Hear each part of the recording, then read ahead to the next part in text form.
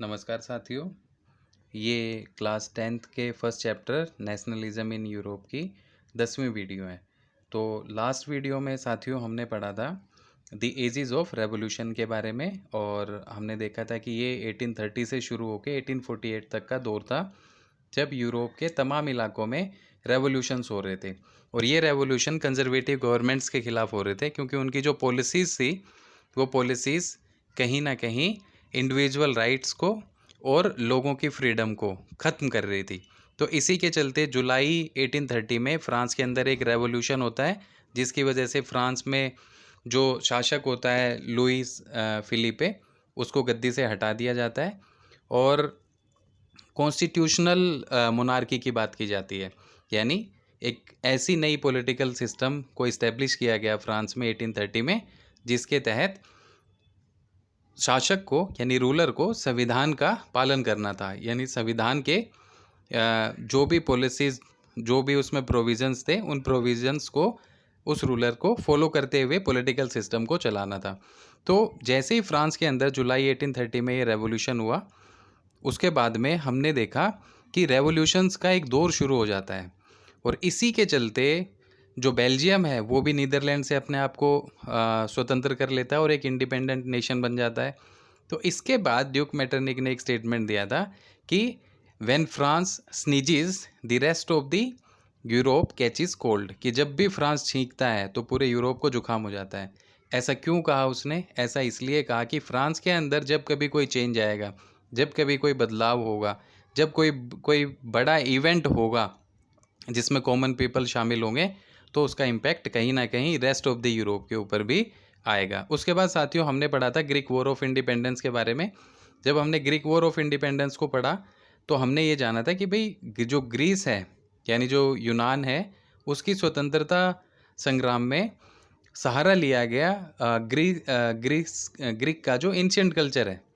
तो जो यूनानी संस्कृति थी, उस यूनानी संस्कृति के प्रति सहानुभूति रखने वाले पश्चिमी यूरोप के लोग, साथ साथ यूनान के वो राष्ट्रवादी लोग जिनको यूनान से बाहर निकाल दिया गया था सरकारों के द्वारा, इन सभी लोगों ने सपोर्ट किया। साथ साथ जो पोइट्स थे, आर्टिस्ट थे, इन्होंने भी एंशिएंट ग्रीक कल्चर को प्रमोट किया।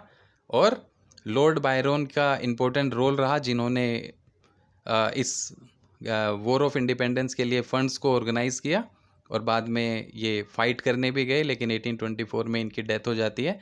सो फाइनली 1832 की जो ट्रीटी होती है, ट्रीटी ऑफ कॉन्स्टेंटिनोपल, उस ट्रीटी के बाद में ग्रीस जो है वो एक इंडिपेंडेंट नेशन बन गया।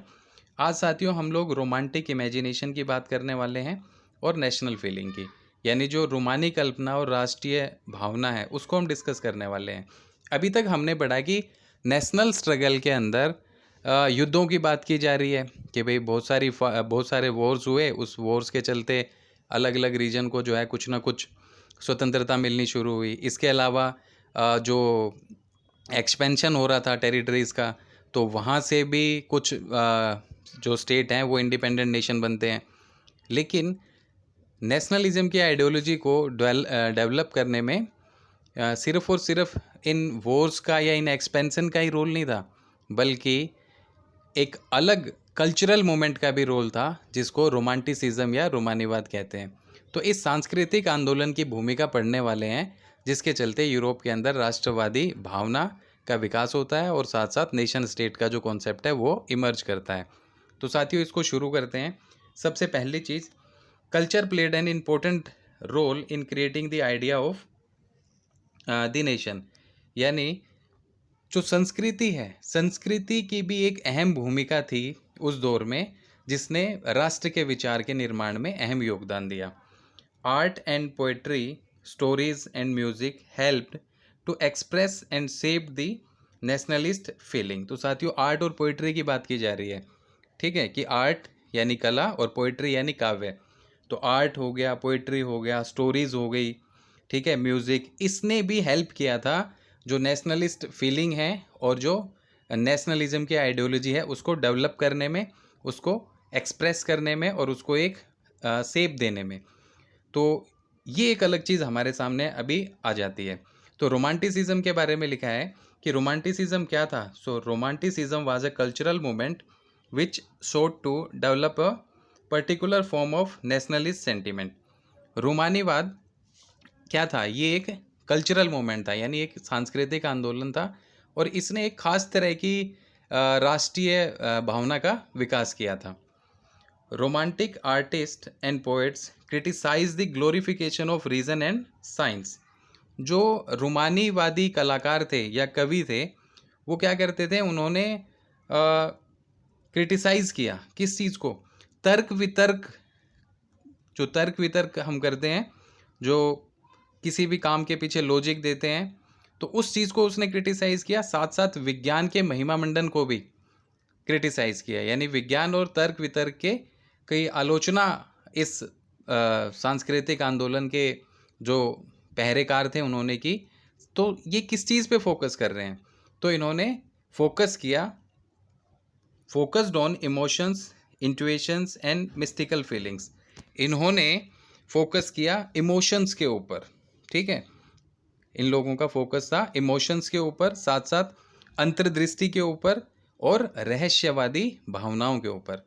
तो जो रोमानीवादी कलाकार थे या कवि थे, इन्होंने विज्ञान और तर्क वितर्क का जो महिमा मंडन हो रहा था उस दौर में, उसके खिलाफ ये बोलते रहे, लेकिन इन्होंने फोकस किया, इन्होंने जोर दिया भावनाओं के ऊपर, अंतर्दृष्टि के ऊपर और रहस्यवादी भावनाओं के ऊपर. क्यों कर रहे हैं ये ऐसा इसलिए कर रहे हैं. तो उनका एफर्ट क्या था? Their effort was to create a sense of shared collective heritage, a common cultural past as the basis of nation. तो आइडिया, टारगेट या एम तो इनका भी वही है कि भाई एक नेशन स्टेट की आइडियोलॉजी को डेवलप करना है, नेशनलिज्म की आइडियोलॉजी को कॉमन पीपल के बीच में डेवलप करना है. लेकिन इन्होंने युद्धों का सहारा नहीं लिया. ठीक है, इन्होंने एक्सपेंशन का सहारा नहीं लिया, बल्कि इन्होंने कल्चर के ऊपर फोकस किया. और इन्होंने ये कहा कि इन सारी आइडियोलॉजीज को डेवलप करने के लिए ज़रूरत किस चीज़ की है? तो ज़रूरत है एक शेयर्ड कलेक्टिव हेरिटेज की. ठीक है, यानी एक साझा सांस्कृतिक अतीत की ज़रूरत है और एक साझा सामूहिक विरासत की ज़रूरत है. तो इन दो चीज़ों को इन्होंने आधार बनाया किसी भी राष्ट्र का. ठीक है, तो इनका प्रयास क्या था? इनका प्रयास था एक साझा सामूहिक विरासत की अनुभूति करना, साथ साथ एक साझा सांस्कृतिक अतीत को एक राष्ट्र का आधार बनाया जाए. तो ये इनकी सोच थी साथियों. ऐसे ही एक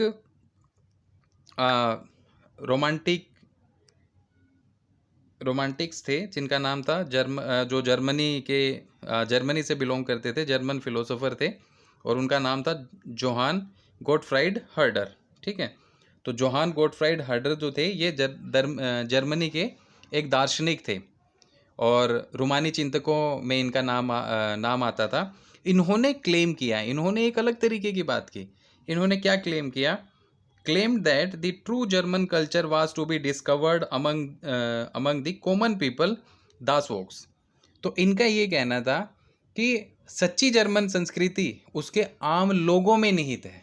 ठीक है ना, कि अगर ट्रू जर्मन कल्चर को ढूंढना है, क्योंकि जर्मनी से बिलोंग करते थे और रोमांटिक आइडियोलॉजी को फॉलो करते थे, तो इन्होंने ये कहा कि अगर ट्रू कल्चर को ढूंढना है, तो जो सच्चा कल्चर है, जो सच्ची संस्कृति है, वो कहाँ मिलेगी? वो मिलेगी उस क्षेत्र के रहने वाले लोगों में. तो कॉमन पीपल को दास वोक्स कहा गया था. ठीक है, चलिए देखते हैं आगे और क्या बात करते हैं. So it was through folk songs, folk poetry and folk dance the true spirit of the nation was popularised. ठीक है, तो ये बात करते हैं लोकगीतों की, ये बात करते हैं लोक काव्यों की, ये बात करते हैं लोक नृत्यों की.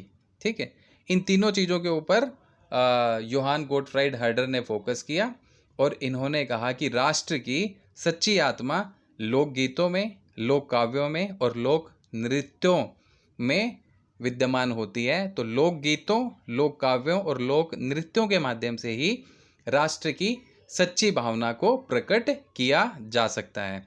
इसलिए इन्होंने क्या किया? इन्होंने लोक संस्कृति के इन सारे के सारे स्वरूपों को एकत्र करने और उनको मतलब इकट्ठा करने और अंकित करने के ऊपर जोर दिया. इन्होंने कहा कि राष्ट्र के निर्माण के लिए सबसे जरूरी प्रोजेक्ट ये है कि ट्रू जर्मन कल्चर के जो एलिमेंट्स हैं, उन सारे के सारे कौन कौन से एलिमेंट्स हैं? वो एलिमेंट्स हैं फोक सॉन्ग, फोक पोइट्री, फोक डांस। तो इन्होंने कहा कि इन सारे के सारे सांस्कृतिक पहलुओं के स्वरूपों को इकट्ठा किया जाए, ठीक है, उनको लिखा जाए, क्योंकि राष्ट्र के निर्माण के परियोजना के लिए ये बहुत ज़्यादा ज़रूरी है। तो यही लाइन यहाँ लिखी है। So collecting of folk culture was essential to the project of nation building. तो इस सारे को पढ़ के हमारे सामने एक चीज़ आ जाती है कि जो रोमांटिसिज्म था वो एक कल्चरल मूवमेंट था और बेसिकली एक कल्चर के ऊपर फोकस करते थे और ये मानते थे कि साइंस का कोई रोल नहीं है, ये मानते थे कि लॉजिक्स का कोई रोल नहीं है, रीजन का कोई रोल नहीं है। अगर एक नेशन स्टेट को डेवलप करना है, नेशनलिज्म की फीलिंग को लोगों के बीच में डेवलप करना है, तो ज़रूरी है कल्चर के जितने एस्पेक्ट्स हैं उनको इकट्ठा किया जाए और उन कल्चरल एस्पेक्ट से आम लोगों को अवेयर किया जाए। साथ साथ कल्चर के तमाम कंपोनेंट्स और एलिमेंट्स मिलेंगे कहाँ? तो ये मिलेंगे आम लोगों में, आम लोगों के मन में जो भावनाएं हैं, उन भावनाओं में ट्रू जर्मन कल्चर मिल सकता है। तो साथियों, ये एक छोटा सा हिस्सा था। इसके अलावा हम रोमांटिसिज्म की अगर बात करें तो रोमांटिसिज्म की वजह से हमें पोलैंड के अंदर कुछ बदलाव होता हुआ दिखाई देता है, ठीक है। तो उसी चीज़ को देखते हैं कि किस तरीके से कल्चर जो है वो एक इम्पोर्टेंट रोल प्ले करता है नेशनलिस्ट आइडियाज़ को स्प्रेड आउट करने में। तो उसका जो एग्जाम्पल है वो एग्जाम्पल है पोलैंड। सो पोलैंड की बात करते हैं। Poland had been partitioned at the end of 18th century by the great powers Russia, Prussia and Austria. तो 18th सेंचुरी में पोलैंड का विभाजन कर दिया गया, ठीक है। और विभाजन किसने किया? तो पोलैंड का विभाजन किया। 18th सेंचुरी के एंड की बात कर रहे हैं, यानी 18वीं सदी के अंत में पोलैंड का विभाजन किया गया और ये विभाजन किया बड़ी शक्तियों ने, जो यूरोप की बड़ी शक्तियाँ थी उन्होंने। तो बड़ी शक्तियाँ कौन कौन सी थी? वो बड़ी शक्तियाँ थी रशिया, प्रूशिया एंड ऑस्ट्रिया, ठीक है। अब बात करते हैं कि पोलैंड में ऐसा क्या हो रहा है। Poland no longer existed as an independent territory, nationalist feelings were kept alive through music and language. तो इसके बाद जो पोलैंड था वो एक स्वतंत्र टेरिटरी रहा ही नहीं था, मतलब एक इंडिपेंडेंट टेरिटरी नहीं था, एक स्वतंत्र भूक्षेत्र नहीं रहा। लेकिन पोलैंड के अंदर म्यूजिक और लैंग्वेज के जरिए, यानी संगीत और भाषा के माध्यम से राष्ट्रीयता की भावना को जीवित रखा गया। सो ये भी कल्चरल मोमेंट है, ठीक है। तो रोमांटिसिज्म का इम्पैक्ट क्या निकला कि पोलैंड जिसका पार्टीशन कर दिया गया था 18th सेंचुरी के एंड में bye the great powers Russia, Prussia and Austria, उसके अंदर नेशनलिस्ट आइडियाज़ को और नेशनलिस्ट फीलिंग को जिंदा रखा गया। किसके through? By using the elements of culture, that is language and music.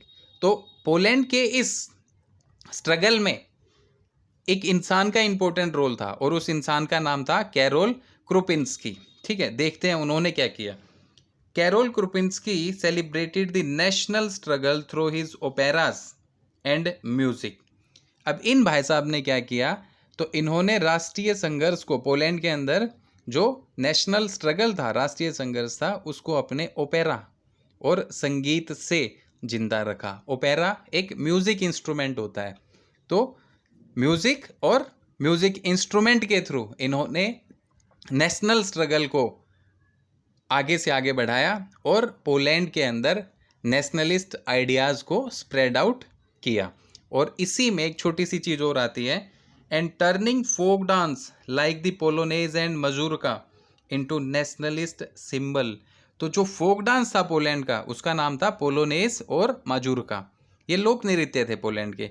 इन लोक नृत्यों को इन्होंने, कैरोल क्रुपिंस्की ने, नेशनलिस्ट सिंबल में बदल दिया, यानी राष्ट्रीय प्रतीकों में बदल दिया। So this was the impact of romanticism, ठीक है, to spread out the ideas of nationalism.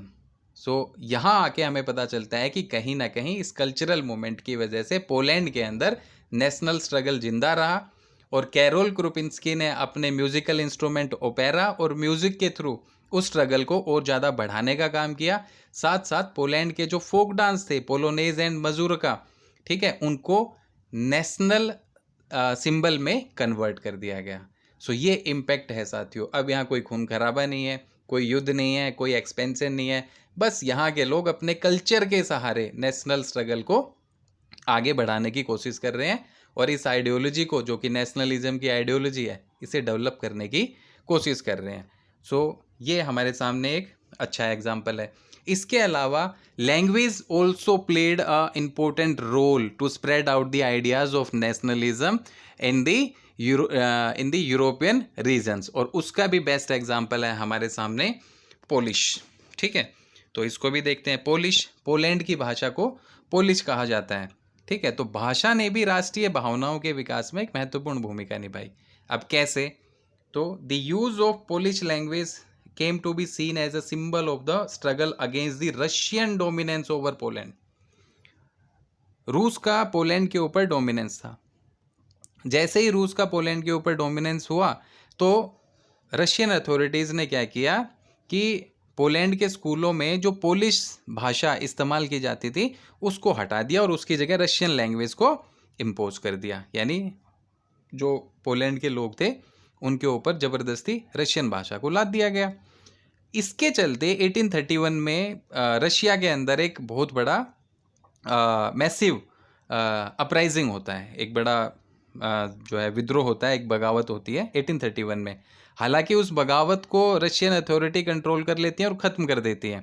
ठीक है, और जब ये बगावत होती है तो यहाँ पे लैंग्वेज को एक इम्पोर्टेंट वेपन के तौर पे इस्तेमाल किया गया।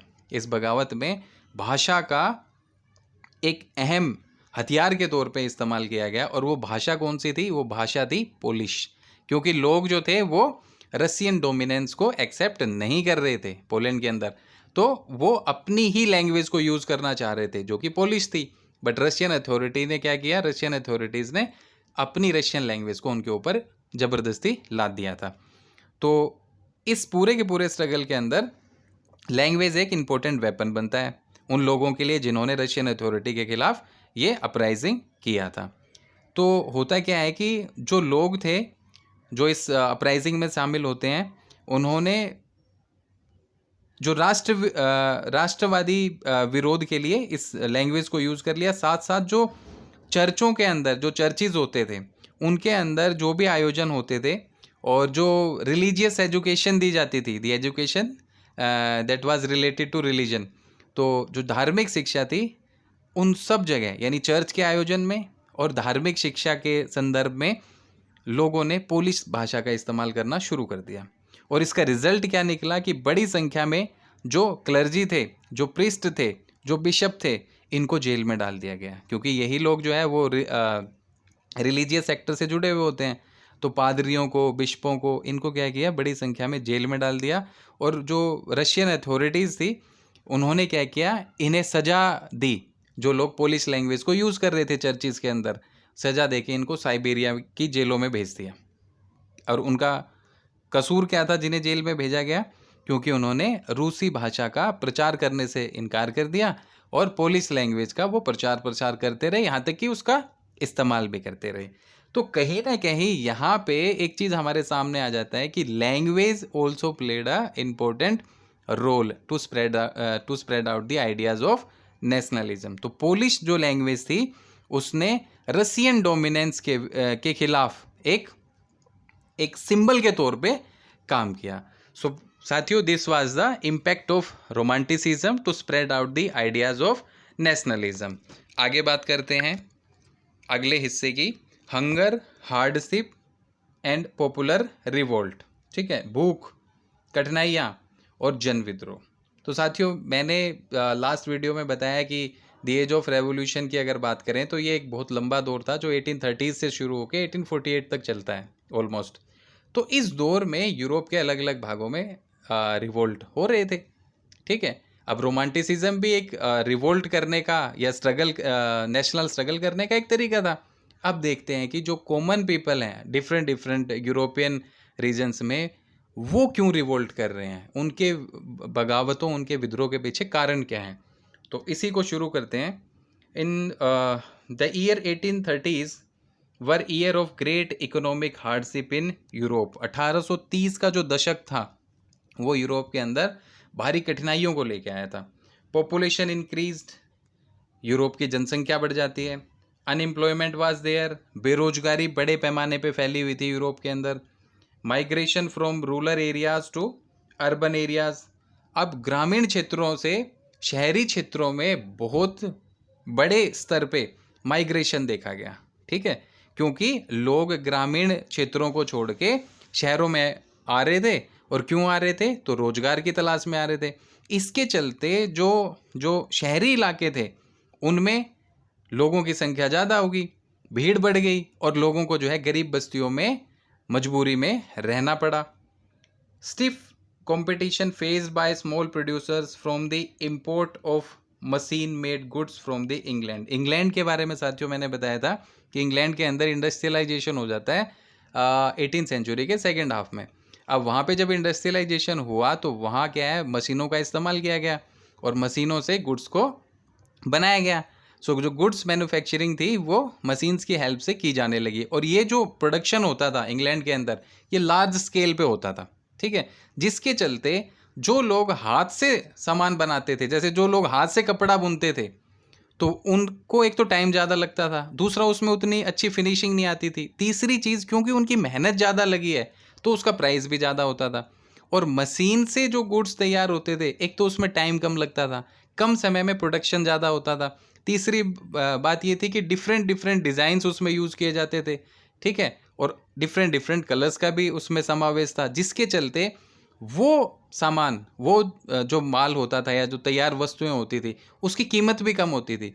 तो इसी के चलते जो इंग्लैंड में इंडस्ट्रियलाइजेशन हुआ, इस इंडस्ट्रियलाइजेशन के चलते जो स्मॉल प्रोड्यूसर्स थे, ठीक है, जो लघु उत्पादक थे सिटीज़ के अंदर, उनको इंग्लैंड में मशीन से बना जो सामान आता था इंग्लैंड से उनके इलाकों में, उससे कड़ी प्रतिस्पर्धा करनी पड़ रही थी। तो यानी जो जो आर्टिजन्स हैं वो परेशान है, शिल्पकार परेशान है, वर्कर्स परेशान है, आम लोग परेशान है क्योंकि उनके पास रोजगार नहीं है। ठीक, तो ये एक चीज़ है। Peasants faced the burden of feudal dues and rise of food price.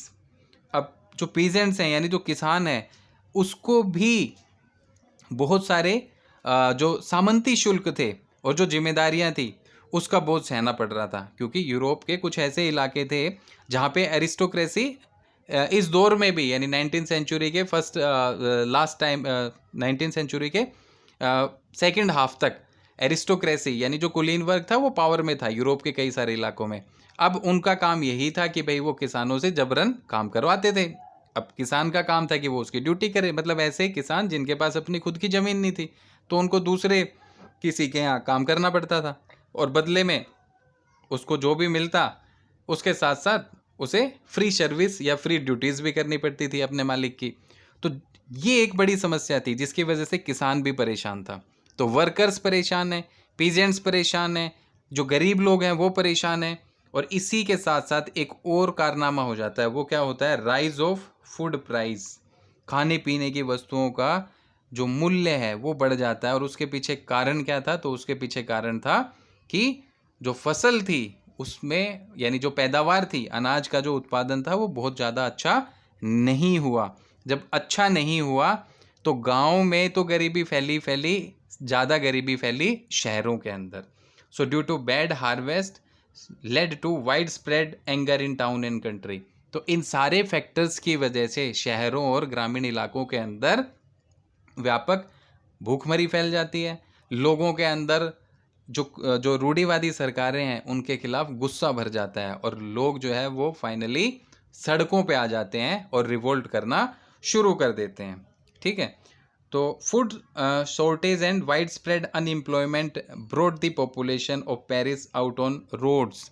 France की ही बात कर रहे हैं कि फ्रांस के अंदर क्या हुआ, फ्रांस के अंदर अनएम्प्लॉयमेंट की वजह से और खाने पीने की वस्तुओं की कमी के चलते जो लोग थे पेरिस के वो सड़कों पे उतर आए। ठीक है, और उन लोगों को रोकने के लिए क्या किया गया, तो उन लोगों को रोकने के लिए पावर का यूज़ किया गया, मिलिट्री का यूज़ किया गया, और जगह जगह क्या किया गया, बैरिकेडिंग कर दी गई। So barricades were erected and Louis Philippe was force to flee. तो लोग सड़कों पे उतर आए, लोगों को रोकने के लिए जगह जगह अवरोधक लगा दिए गए। और जो लुई फिलिप था, ठीक है, जिसको 1830 में शासक बनाया गया था, उसको भागने पे मजबूर कर दिया गया। और अब इस पूरे अपराइजिंग का रिजल्ट क्या निकला? A national assembly proclaimed a republic, granted suffrage to all adult male above 21 years and guaranteed the right to work. National workshops were set up to provide the employment. तो इसका impact क्या निकला कि जो ruler था वो गद्दी छोड़ के भाग गया, और जो नेशनल असेंबली थी, जो राष्ट्रीय सभा थी, उसने फ्रांस को एक गणतंत्र घोषित कर दिया कि भाई अब जो है यहाँ कोई रूलर रूल नहीं करेगा, बल्कि लोगों के रिप्रेजेंटेटिव सरकार के तौर पे काम करेंगे जब तक एक परमानेंट गवर्नमेंट का अरेंजमेंट नहीं हो जाता। सो ग्रुप ऑफ पीपल जो है वो लोगों के प्रतिनिधि के तौर पे फ्रांस की पॉलिटिकल सिस्टम को आगे कैरी फॉरवर्ड करेंगे। तो ये नेशनल असेंबली का पहला काम था कि नेशनल असेंबली ने फ्रांस को एक रिपब्लिक घोषित कर दिया, डिक्लेयर कर दिया। इसके साथ साथ 21 वर्ष से ऊपर के सभी अडल्ट्स को, खासतौर से मेल, इसमें विमेन शामिल नहीं है, सो 21 ईयर्स से ऊपर के जितने अडल्ट मेल थे उनको राइट टू वोट दे दिया, उनको मताधिकार प्रदान कर दिया गया। सो सफरेज का मतलब होता है साथियों राइट टू वोट, ये दे दिया गया।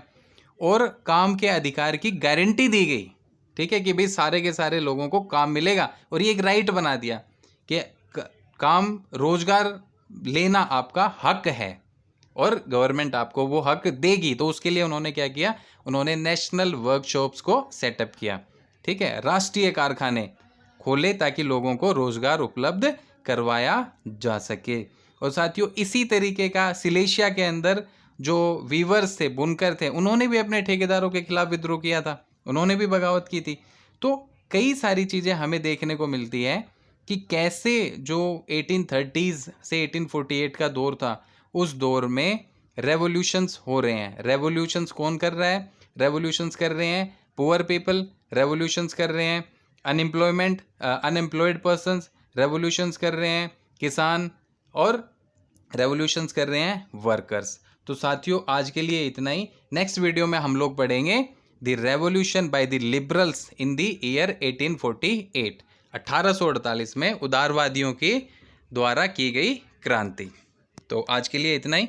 वीडियो आपको पसंद आई हो सो प्लीज़ हम्बल रिक्वेस्ट है, आप लाइक करें, कमेंट कीजिए, अपने दूसरे साथियों के बीच भी शेयर कीजिए। Thank you.